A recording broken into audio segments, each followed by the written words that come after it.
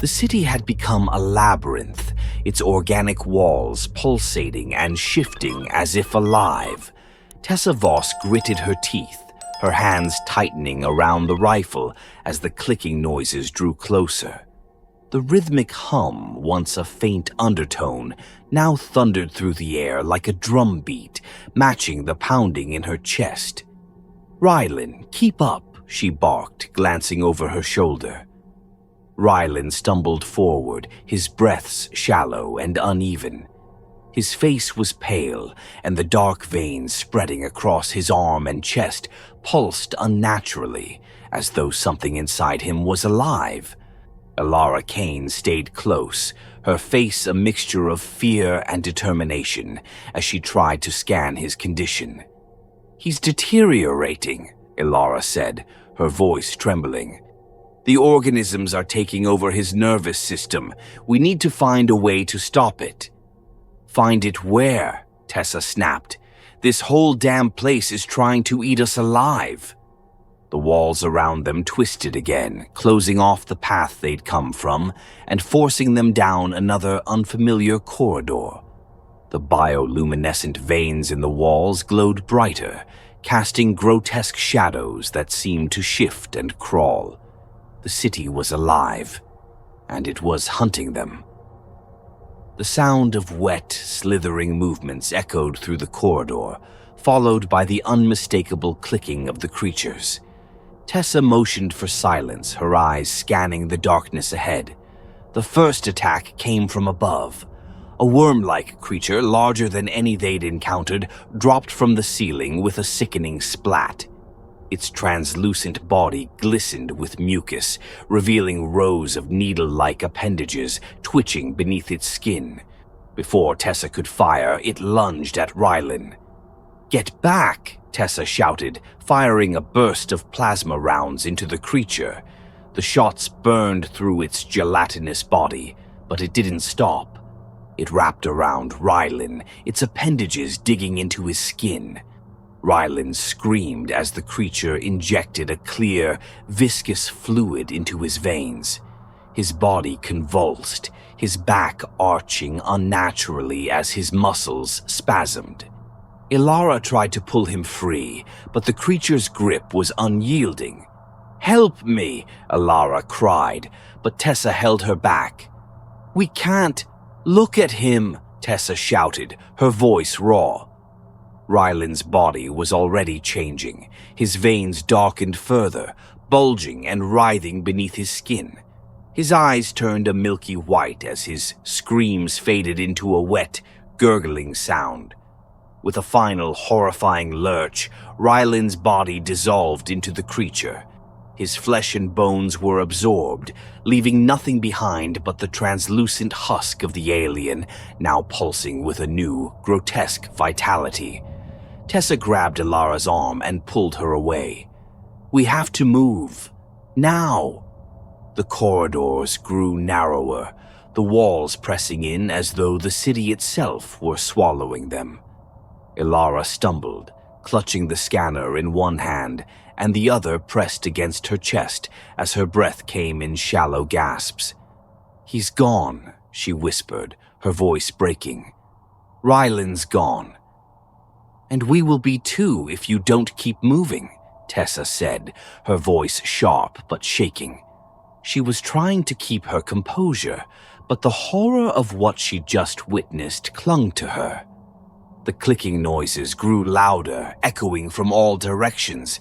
Tessa realized with dawning dread that the creatures were herding them, pushing them deeper into the hive. They entered a large chamber, its walls glistening with a viscous, amber fluid. Dozens of the creatures slithered along the walls and ceiling, their eyeless faces twitching toward the intruders.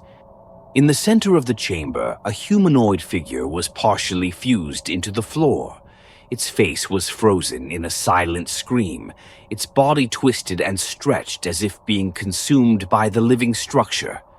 "Oh my God," Elara whispered. "They're not just killing us, they're assimilating us, feeding us to the hive."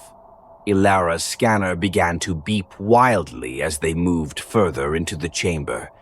She stopped, staring at the device, as the readings displayed patterns of neural activity, complex and coordinated. "Tessa, this isn't just a city," she said. "It's a single massive organism. The creatures, the walls, even the air.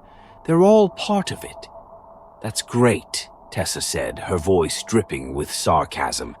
"Now how do we kill it?" Ilara looked up at the pulsating walls. "It has a central nervous system. If we can find its core, the heart of the hive, we might be able to shut it down. And get ourselves killed in the process," Tessa muttered, but she didn't argue. As they left the chamber, the creatures began to move, slithering toward them from every direction. Tessa fired her rifle, the bursts of light cutting through the darkness, but for every creature she killed, two more emerged. One of the smaller creatures latched onto Ilara's leg. She screamed, stabbing at it with her knife as it burrowed into her suit. Tessa grabbed her and yanked her free, tearing the creature loose with a sickening rip. It left behind a patch of exposed raw flesh that pulsed faintly with bioluminescence. "We don't have time for this," Tessa shouted, dragging Ilara to her feet. The city's shifting walls forced them downward into a cavernous space that pulsed with light and sound. The hum was deafening now, a cacophony of clicks and screeches that reverberated through their bodies. At the center of the chamber was the hive's heart, a massive, pulsating biomass suspended from the ceiling by thick, sinewy tendrils. "It's beautiful," Ilara said, her voice tinged with awe despite the terror in her eyes. "It's disgusting," Tessa snapped. She raised her rifle. "Can we destroy it?" Ilara shook her head. "We'd need something big, explosives maybe. But even if we destroy the core, we might not survive the collapse." Tessa clenched her jaw. "Then we don't have a choice." Before they could act, the tendrils began to move, stretching toward them like grasping hands. The creatures surged into the chamber, their clicking mandibles echoing in the confined space. Tessa fired, her shots tearing through the creatures, but they kept coming. One latched onto her arm, its tendrils wrapping around her wrist. She cried out as a sharp, burning pain shot through her body. Ilara pulled her free, stabbing at the creature with her knife. "We have to do this now!" Ilara shouted, her voice barely audible over the din. Tessa nodded, her face set with grim determination. She handed Ilara her spare energy cells. "Make it count." Ilara hesitated, her eyes filling with tears. "Tessa!" "Go," Tessa said, pushing her toward the biomass. "I'll hold them off." Ilara ran, dodging the tendrils as they lashed out. She reached the base of the biomass and began rigging the energy cells, her hands shaking as the creatures closed in. Behind her, Tessa's screams echoed through the chamber as the creatures overwhelmed her. But she kept fighting, buying Ilara the time she needed. With a final, desperate push, Ilara activated the makeshift explosive and dove for cover. The explosion rocked the chamber, the shockwave tearing through the biomass and sending tendrils crashing to the ground. The creatures screeched in unison, their bodies convulsing as the hive's heart was destroyed. The walls began to collapse, the city itself dying as the organism dissolved into a writhing mass of decay. Ilara stumbled through the crumbling corridors, her body aching and her vision blurred. She reached the surface just as the city imploded, collapsing into itself in a cloud of dust and debris. As she fell to her knees, gasping for breath, the hum finally stopped. The hive was dead, but she was not alone. Beneath her skin, something pulsed, something alive. The ruins of the hive quivered as though in mourning, its walls collapsing in slow, agonized convulsions. Ilara Kane stumbled through the debris-strewn corridors, her body slick with sweat and blood. Every breath was a struggle. The air felt thick, saturated with the death throes of the city. She could still hear the echo of Tessa's screams in her ears, raw, defiant, and abruptly silenced. "Tessa," she whispered, her voice cracking. But there was no time to grieve. The hive wasn't dead yet. The ground beneath her feet vibrated with its last desperate efforts to contain her. Tendrils burst from the walls, searching blindly, the creature's hive mind working to reclaim its prey. Ilara clutched the makeshift detonator she had salvaged from Tessa's final stand, her fingers trembling. The device's blinking light was a cruel reminder of the sacrifice her friend had made.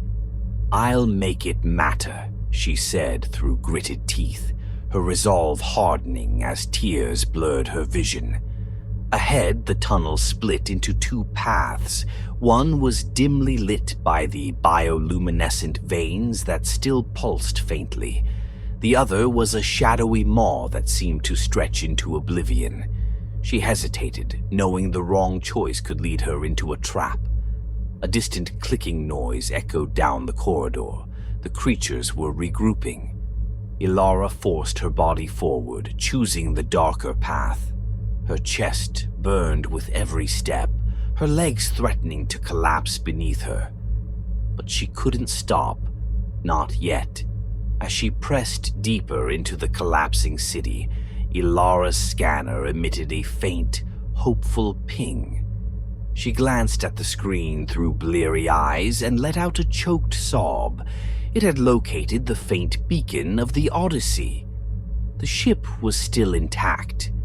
The clicking grew louder, closer, a rhythmic reminder that the creatures were relentless. Ilara gripped the plasma torch she had taken from Ryland's remains.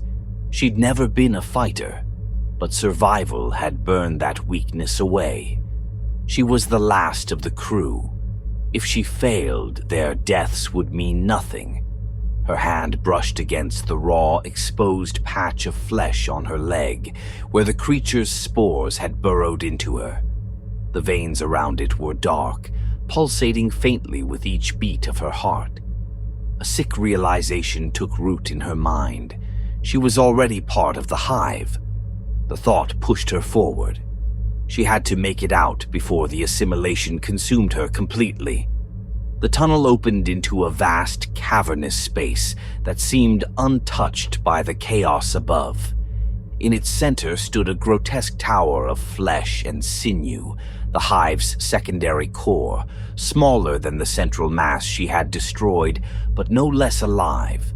It pulsated with a sickly green light, surrounded by writhing tendrils and the chittering forms of the creatures. Ilara's breath hitched. They were guarding it. The hive had one final defense, and she was its target. Her presence drew the creature's attention instantly. Dozens of eyeless heads turned toward her, their translucent forms rippling as they surged forward. Ilara raised the plasma torch, its blue flame sputtering in the humid air. She didn't wait. With a cry that was equal parts rage and despair, she charged, slicing through the first wave of attackers. Their gelatinous bodies split open, spraying her with acidic fluid that burned through her suit. Pain became her fuel. For every step forward, she paid in blood, sweat, and pieces of herself. A creature lashed at her, its tendrils wrapping around her arm, but she severed it with the torch. Another lunged at her legs, and she kicked it aside, ignoring the tearing sensation in her calf as its claws raked her flesh.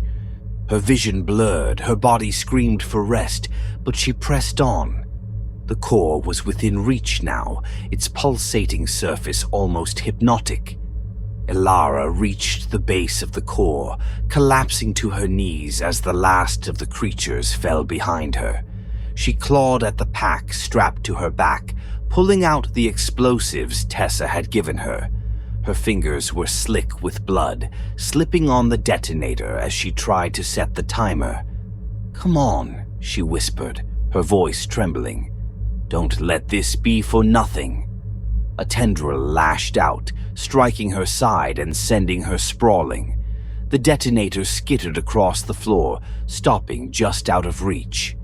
Ilara screamed in frustration, dragging herself forward as the tendril wrapped around her waist, lifting her off the ground. The hive was trying to reclaim her. She reached for the detonator, her fingertips brushing against it. The tendril squeezed tighter, and she felt her ribs crack. Ilara bit back a scream, her vision tunneling as the edges of her mind darkened. With a final, desperate burst of strength, she grabbed the detonator and slammed her thumb down on the activation button. The tendril released her, and she fell to the ground, gasping. The timer blinked. 30 seconds. Ilara stared at it, her body too broken to move. She was trapped. The explosion tore through the chamber, engulfing the core in a fiery maelstrom. The creatures screamed in unison, a terrible, ear-splitting wail that reverberated through the collapsing city. The walls cracked and buckled, the hive's organic veins shriveling into ash. Ilara felt the heat of the blast wash over her, a searing wave of pain and relief. She closed her eyes, a small, bitter smile forming on her cracked lips. She had done it. The hive was dying. But so was she. Ilara woke to silence. She was lying on the cracked surface of the plateau outside the hive. The Odyssey loomed in the distance, battered but standing. Somehow, the explosion had ejected her from the collapsing structure. Her body ached, every inch of her screaming in protest as she crawled toward the ship. Her breaths were shallow, her vision dim, but she refused to stop.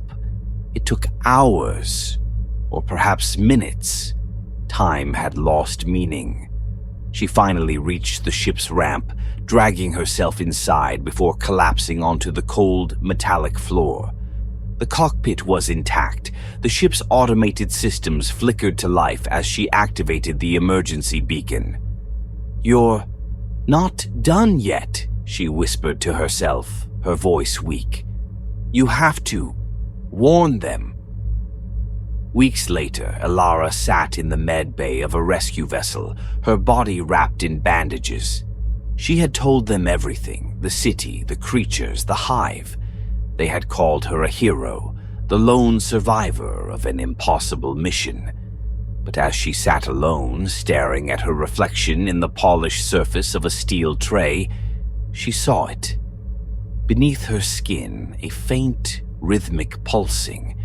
She touched her arm, her heart sinking as she felt the subtle movement of veins that weren't hers. The hive wasn't dead. It had escaped with her. And it was waiting. The hum returned, faint but unmistakable, as Ilara's trembling hand fell to her side.